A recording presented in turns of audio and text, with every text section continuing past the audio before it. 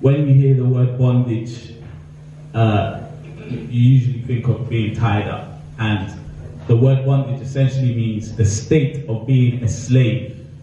A slave is someone that has their freedom limited, not by choice. Yeah? The Bible tells us about bondage of sin, or slavery to sin. But I believe there's two other types of bondages as well. There's also the bondage of religion, and then there's something I would call the bond with Christ. Bondage of sin is a very interesting one, and the bondage of religion is also very interesting. Reason being, with the bondage of sin, it can be quite enjoyable. So you don't necessarily realize that you're in bondage because you're trapped in it. Sometimes you feel you can't live without it, but you know that you shouldn't be there.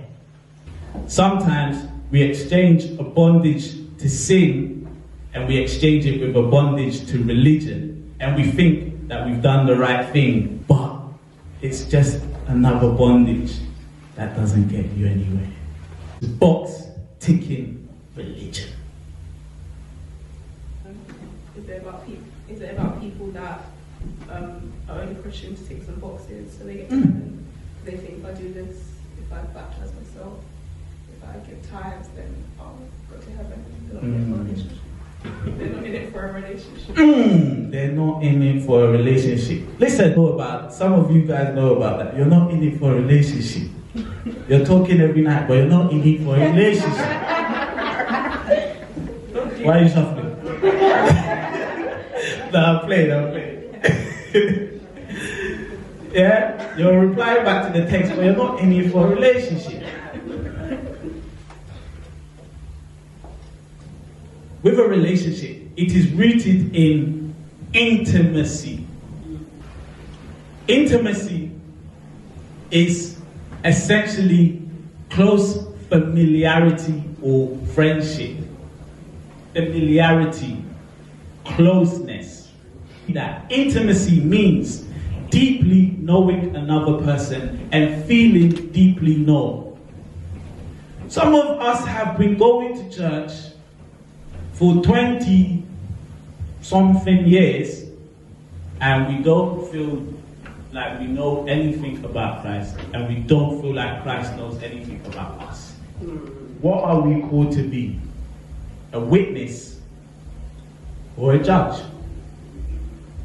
We are called to be witnesses. Yeah? When Christ was leaving the earth, he said, go into all the world and preach the gospel. Essentially, go into all the world and tell them about me. Correct? He didn't say go into all the world and judge the whole world. Now, between a witness and a judge, what is the main difference? Or what qualifies someone to be a witness? For you to be a witness, that means you must have Christ. That's how I feel. Like, you can't give what you don't have. So that's the only qualification that you need. Mary said you can't give what you don't have. A witness has to be at the events. They have to be close. They have to be near. There has to be proximity. I want you to log the key words, because in relationship, in intimacy, what do you need? You need to be close. You need to be in proximity. You need to go deep. A judge is not at the crime, is he? So how can he be a witness? He can't.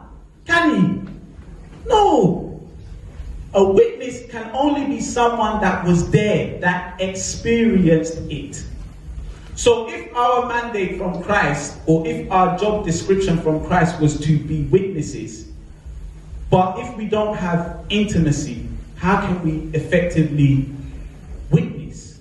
No closeness, no proximity, no depth. Going rewind 2,000 years and we're going to Israel, yeah? It costs cheaper than going to Ghana in December, so don't worry. We're now in Israel, and we meet Saul.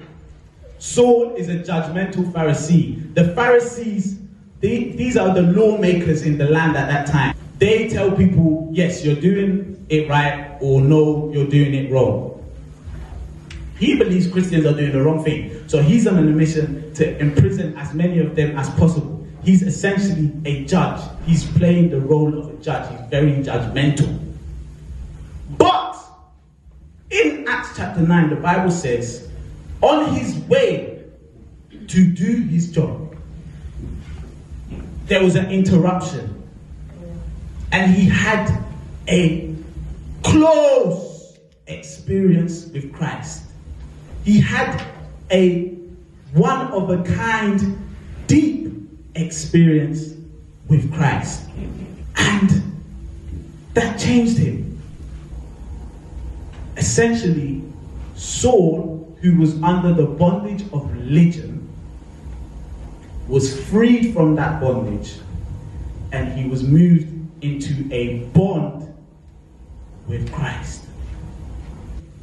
Long story short, he lost his eyesight.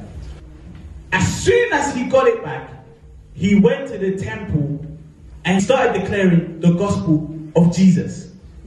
So now what is he doing?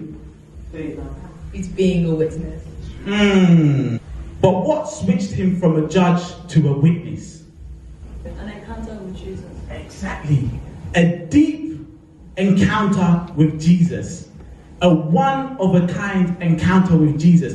An encounter with Jesus that is so deep, no one can convince you that it never happened. I saw something. I heard something so deep that I know I can't walk away from this. And people must hear. People must know. But I've had to say to myself, you know what, I've grown up in church. I've been in church since I could breathe. And am I under the bondage of religion? Am I ticking boxes? Am I trying to make my pastor happy? Or am I trying to appease my conscience? Or am I really, really genuinely chasing a relationship with Christ?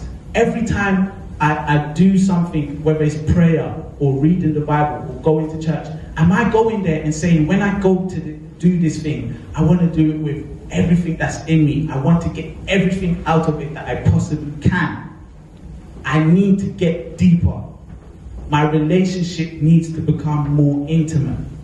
And the only way I could find the answer to where I was sitting is I had to look at, was I a judgmental person or was I a witness? And at a certain point, I was the most judgmental person you could ever find. I knew how to judge everyone. I loved it. I loved it. It was great. It felt good. Just like the bondage of sin. You know you shouldn't be doing it, but you love it. You love it because it feels good. So how can it be wrong? I'm so good at judging everyone, so how can this be wrong? But who around me knew that I was a Christian? Who around me knew about my relationship with Christ? Who around me knew that Christ changed my life? Well, at that point, he hadn't changed my life because I was under the bondage of religion. So